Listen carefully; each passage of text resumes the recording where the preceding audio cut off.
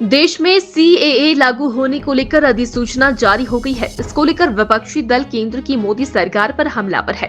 हिमाचल के कृषि मंत्री चंद्र कुमार ने भी इसको लेकर केंद्र सरकार पर निशाना साधा और इसे देश के बंटवारा करने की राजनीति करार दिया। साथ ही भाजपा पर बड़े संस्थानों में आरएसएस के प्रचारक तैनात करने के भी आरोप लगाए। जैसे करोगे वैसे भरोगे। उन्होंने जो है वो हिमाचल प्रदेश की सरकार को स्थिर करने की कोशिश की। उनकी अपनी जो घाटी थे उनको छोड़ के चले गए। आगे रूपरेखा का भी पता लग जाएगा। अब मुझे लगता है कि चौटाला साहब तो छोड़ के चले गए हैं, लेकिन बेचारे खट्टर का भी भट्ठा उठा दिया है। अब खट्टर दोबारा तो मुख्यमंत्री बनने वाला नहीं, कोई सैनी आ गया है। ये उठक पटक भारतीय जनता पार्टी में भी होती रहेगी। देखिए, उनके पास तो फुल प्रूफ है, जिन्होंने एफआईआर की है कि जो पैसे का लेन देन हुआ है उसको बैंक में जमा कराया। तो उन्होंने अगर कोई एफआईआर किया है तो वो तथ्य के आधार के ऊपर है, फैक्ट्स एंड फिगर के ऊपर है। और सिर्फ जैसे कि झारखंड का जो फैसला बड़े लेट आया है, उसमें पैसे का लेन देन हुआ, स्टेट बैंक ऑफ इंडिया में वो पैसा जमा हुआ, इनके पैसे भी जमा हुए हैं। वो तो जब डॉक्यूमेंट्स जो हैं वो निकाले जाएंगे तो फैक्ट्स का पता लगेगा कि इतना पैसा एक दिन में कहाँ से सुप्रीम कोर्ट में दायर की थी। उनका जो एडवोकेट है हर्ष सैलवी, वो बात ज्वाइन नहीं किया। तो 3 चीज़ें पूछी हैं कोर्ट ने। उन्होंने पहले पूछा उनसे कि why don't you go to high court. दूसरा उन्होंने पूछा there is no violation of fundamental rights. उन्होंने कहा हमारे फंडामेंटल राइट्स के ऊपर वायलेशन है। उन्होंने पूछा कि इसे तो कोई फंडामेंटल राइट्स के ऊपर कोई वायलेशन नहीं है। तीसरा उन्होंने पूछा कि हमें स्पेशल टाइम मिल गया। तो उसमें इनका जो सतपाल जैन है, उसने ये लिखा कि speaker decided with in 18 hours without serving notice. उन्होंने 18 घंटे के अंदर जो था हमें डिसाइड करना था और हमें नोट सर्व करना। जज ने कहा that email was sent that was sufficient. Speaker ने आपको ईमेल की थी कि आप आइए और आपसे बातचीत करेंगे। तो कहते हैं जी हाँ उन्होंने की थी। तो कहते हैं दैट वाज सफिशिएंट। आपको इनवाइट किया, आपको सुना और उन्होंने अपना डिसीजन दिया।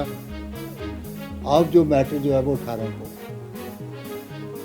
तो अब 18 को ये 3 पॉइंट्स के तो ऊपर उनके जो दलील थी, अपील थी, उसको तो मैंने बता दिया आपको कि उसने कहा कि प्रोसीजर फॉलो हुआ है, फंडामेंटल राइट्स के ऊपर कोई इंक्रोचमेंट नहीं हुआ है।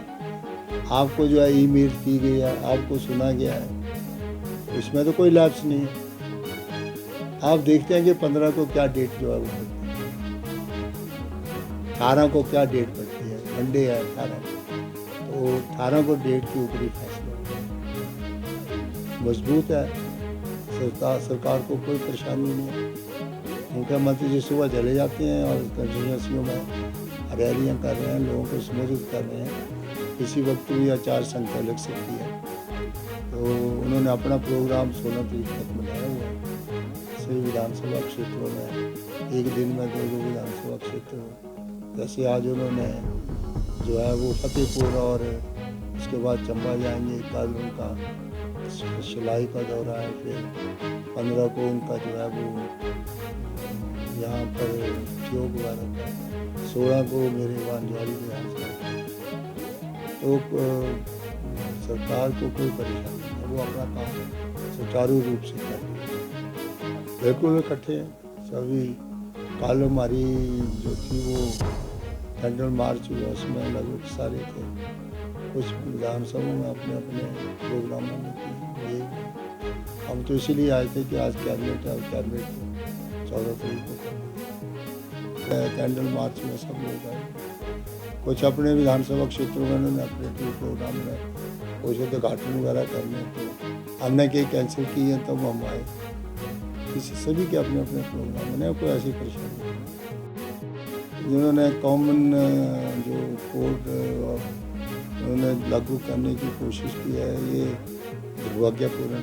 इस देश में हर मज़हब हर कौम के लोग रहते हैं और जब सीए का शुरू से इसको जो है वो जब पास किया गया दोनों सदन में, तो वो जो अफ़गानिस्तान में उस गुरुद्वारे के ऊपर एक अटैक हुआ, तो हमारे श्री नड्डा जी जयप्रकाश ने भारतीय जनता पार्टी के वो कंट्री के अध्यक्ष हैं, तो उन सरदारों को लेने के लिए गए थे, वो एयरपोर्ट गए। तो 2 सरदार थे, 2 उनकी औरतें थी साथ, और नड्डा साहब ने सिर के ऊपर जो थी वो श्री गुरु गोविंद सिंह ने जो हमारी बीड है, मतलब पवित्र बीड जो है, उसको सिर के ऊपर उठाया हुआ था नड्डा साहब ने। तो जब वो अफ़गानिस्तान में इस प्रकार लड़ाई झगड़े वहाँ पर प्रांतीय दंगे हुए, तो वो 2 ही सरदार आए वहाँ से। पता नहीं नड्डा साहब फॉरन के कितने लोग आए होंगे, पूछ रहा उससे। और तुमने वो गुरु ग्रंथ साहब की भीड़ सिर के ऊपर उठाई हुई थी, तो पवित्र ग्रंथ वहाँ से वो लेके आए होंगे पवित्र ग्रंथ को, तो उनके साथ तो फिर काफ़ी लोग आने चाहिए थे बड़े पैमाने पे। उन्होंने नागरिकता लेनी थी, तो बड़े पैमाने तो 2 ही आदमी थे और एक नड्डा था।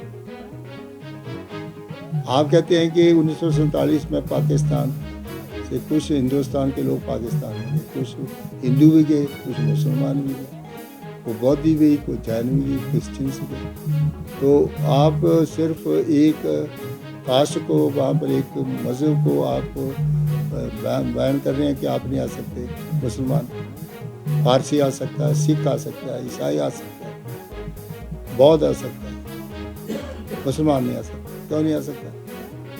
मुसलमानों के रिलेशन जो है वो हिंदुस्तान में भी है, पाकिस्तान में। वो पाकिस्तान में भी जाते हैं, हिंदुस्तान में वीज़ा लेके आते हैं, अपने रिश्तेदारों को मिल के आते हैं। अगर वो नागरिकता लेना चाहते हैं, उनको पसंद है हिंदुस्तान, तो क्या इसके ऊपर क्या आ जाएगी? इनकी राजनीति हमेशा बंटवारे की रही है, मज़हब की रही है, इनकी नींव ही मज़हब के ऊपर है। ये भी हिंदुस्तान में मज़हब की सरकार लाना चाहते हैं। हिंदुत्व क्या है? एक ही मज़हब के लोग, जो कभी हुआ? पाकिस्तान में एक ही मज़हब की सरकार बनी, थियोक्रेटिक स्टेट। क्या हालत है पाकिस्तान की?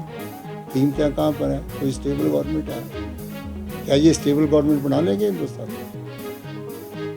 हिंदू स्टेट अगर बनाना चाहिए तो स्टेबल बन जाएगी। फिर उसके बाद कहेंगे कि हिंदू स्टेट तो बन गई, लेकिन हिंदू में भी बंटवारा है।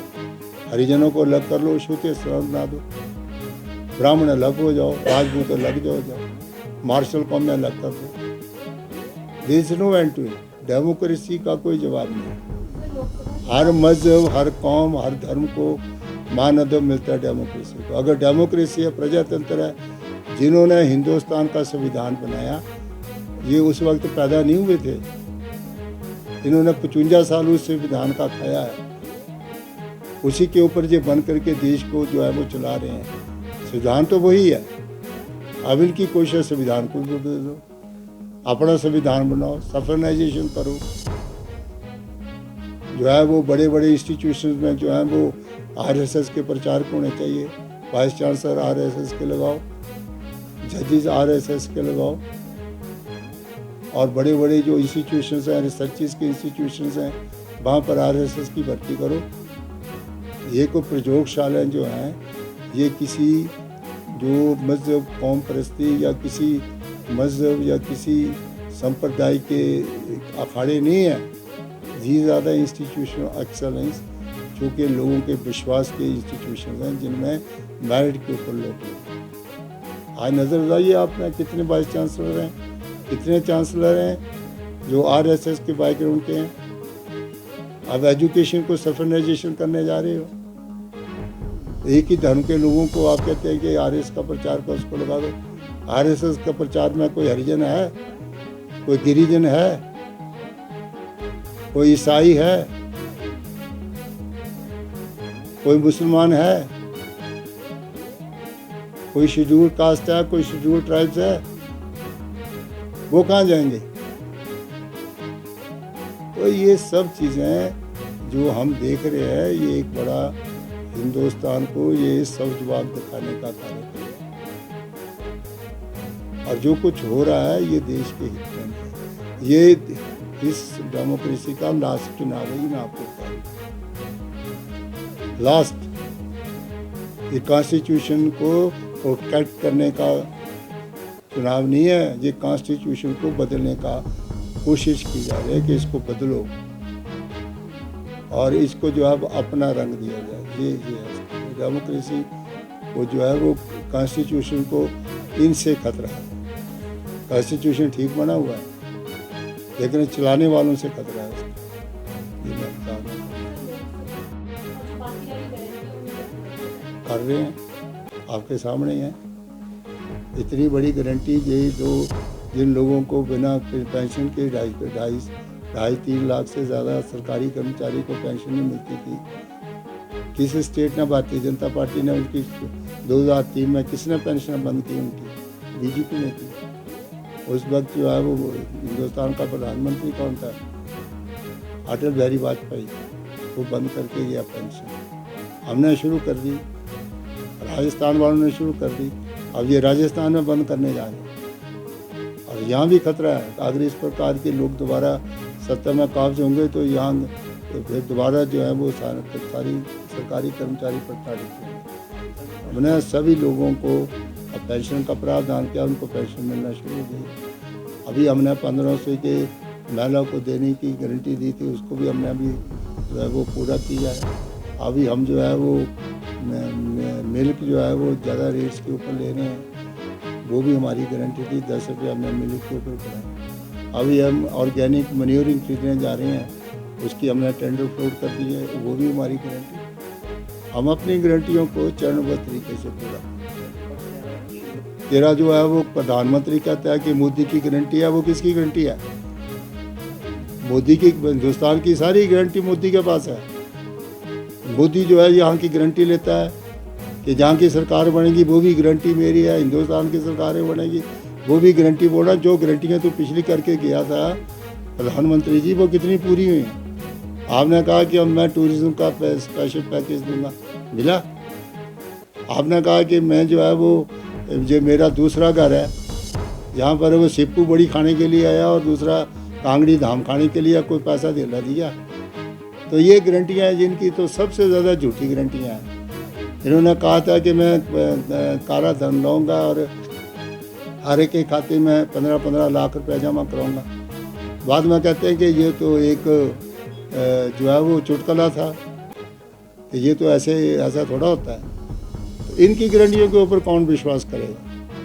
अगर आज 1200-1300 रुपया सिलेंडर का बढ़ा दिया, 100 रुपया कम कर दिया, तो इसकी गारंटी पूरी हो गई। तो इसलिए ये जो जगह जगह खड़ा होकर बोलता है मोदी की गारंटियाँ, हिंदुस्तान के सभी जो इतने लोग हैं उनकी गारंटी यही लेता है। यानी कि स्टेटों में सरकारों की गारंटी भी इसके पास है, मुख्यमंत्री की गारंटी भी इनके पास है, एमपी को जिताने की गारंटी इसके पास है, एमएलए को जिताने की, सरकारें तोड़ने की गारंटी इसके पास है। कौन सी गारंटी है जो प्राइम मिनिस्टर ये कहता है खड़ा होकर के कि ये मेरी गारंटी है? प्राइम मिनिस्टर का देश नहीं होता है, देश लोगों का है। लोगों की जन भावनाओं के साथ बड़े बड़े लंबे वायदे करके जाना और उठपटांग बातें करके जाना और बाद में जो है वो खाली हाथ लोगों को दे जाना। ये भी लोगों को ब्राइब कर रहे हैं। लाडली योजना, बहना लाडली योजना, मध्य प्रदेश में क्या किया? अभी जो गारंटी दे रहा है महिलाओं को, गारंटी 100 रुपये सिलेंडर बंद करे, ये गारंटी नहीं है। आपको कांग्रेस की गारंटियाँ बुरी लगती हैं, आप जो झूठी गारंटियाँ देते हैं वो आपको अच्छी लगती है। इसकी क्या गारंटी है भाई? प्रधानमंत्री की गारंटी है, हमारी अपनी कोई गारंटी नहीं है। शाम को ज़्यादा रोटी खा लोगे तो हार्ट अटैक भी हो सकता है, क्या गारंटी है? ठीक है नहीं? चलते चलते एक्सीडेंट हो जाए, क्या गारंटी है? आपकी गारंटी है कोई? जो आप प्रेस वाले बैठे हुए हैं या है कोई अपना लिख के देखिए, आप अपना पंचनामा के जी मेरा जो पंचनामा होगा वो जो 100 साल का बना हुआ है, इसके ऊपर कुछ नहीं होने वाला। ये सब लोगों को बहकावा देने के लिए, एक लोगों का ध्यान बटाने के लिए, जो असली बातें हैं, लोगों के मुद्दे छोड़ करके आप लोगों को फीस देने के लिए ये गारंटियाँ बनाई जाती हैं, ताकि लोगों का ध्यान जो है वो बेसिक चीज़ों से हट करके इस तरफ